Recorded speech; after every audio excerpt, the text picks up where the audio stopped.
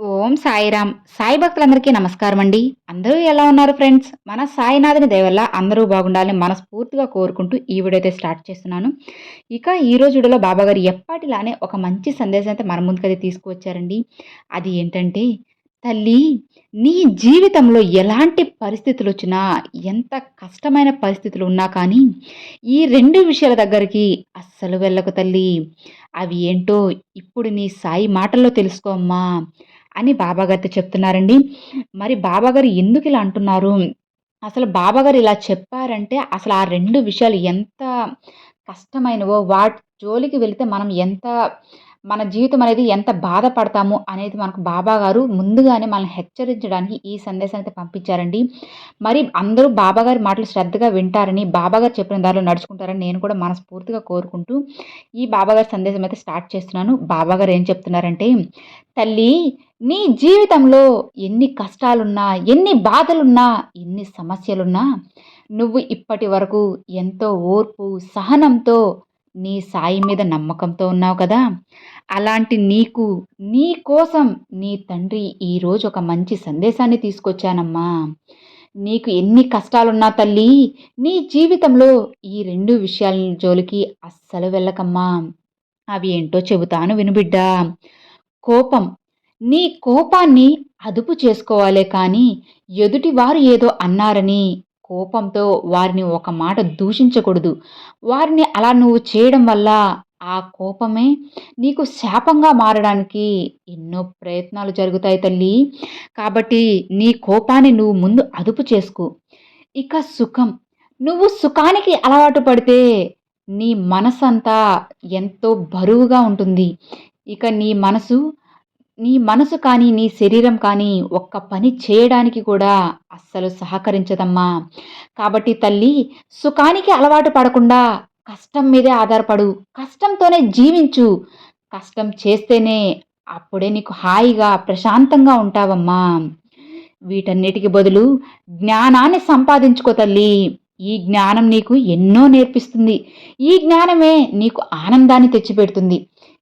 జ్ఞానం నీకు ఉండడం వల్ల ఎక్కడ ఎలా ఉండాలి, ఎవరితో ఎలా మాట్లాడాలి, ఎవరితో ఎలా మెలగాలి అన్నీ ఈ జ్ఞానమే నీకు నేర్పిస్తుంది తల్లి.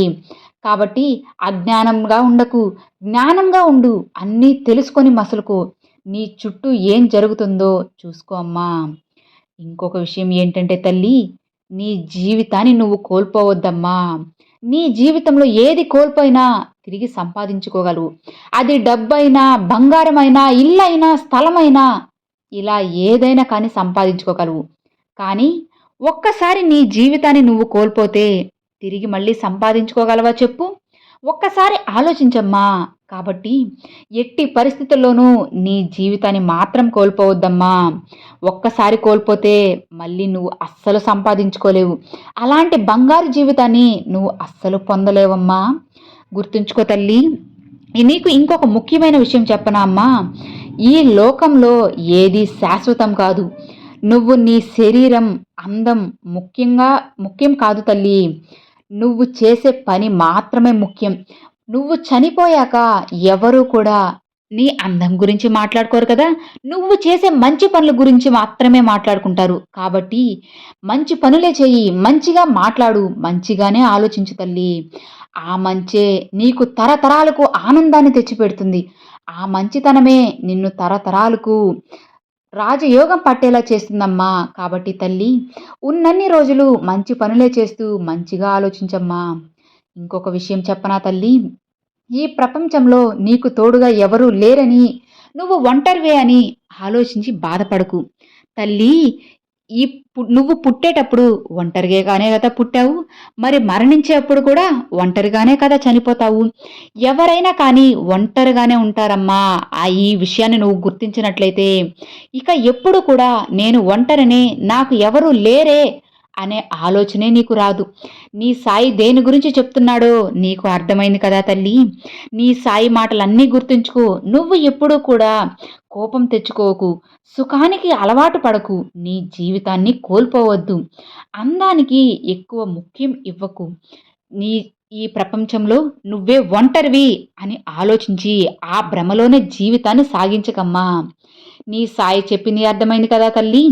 నీ సాయి మాటలు గుర్తుంచుకొని ధైర్యంగా ఉండు. అంతా మంచే జరుగుతుంది. ఇక హాయిగా ప్రశాంతంగా నిద్రించు బిడ్డా. రేపటి నుంచి నీ సాయి మాటలు గుర్తుంచుకొని అన్నీ మంచిగా చెయ్యి. మంచిగానే జరిగేలా నేను చేస్తాను కదా!